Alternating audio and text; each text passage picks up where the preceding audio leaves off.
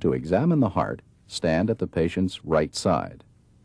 Have the patient remain supine with the upper body raised to about 30 degrees. Inspect the precordium, noting any pulsations, heaves, or retractions. There are none here.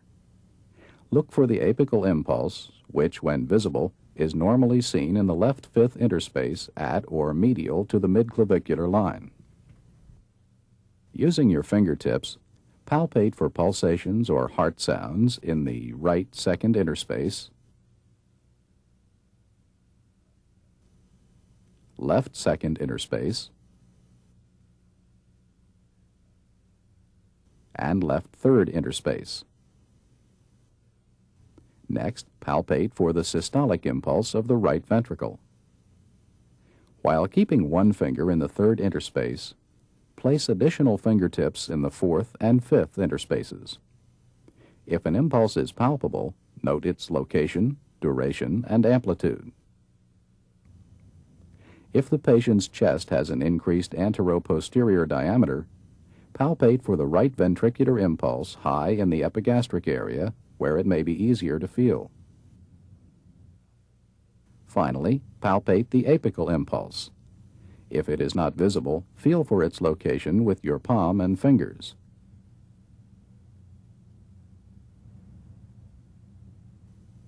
When you find it, assess it with your fingertips.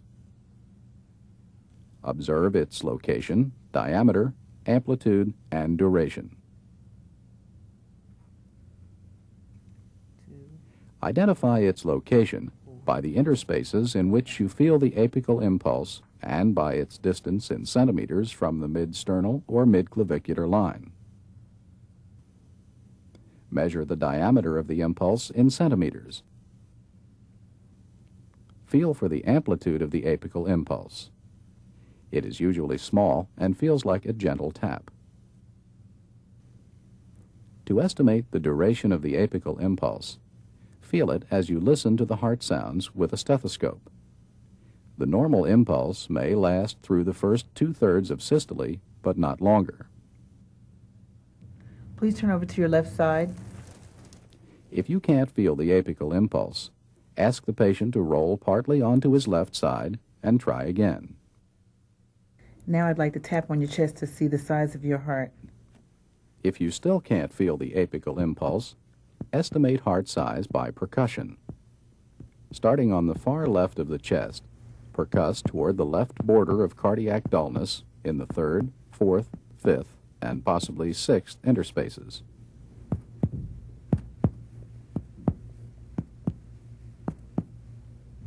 Normally, percussion reveals pulmonary resonance laterally and cardiac dullness medially.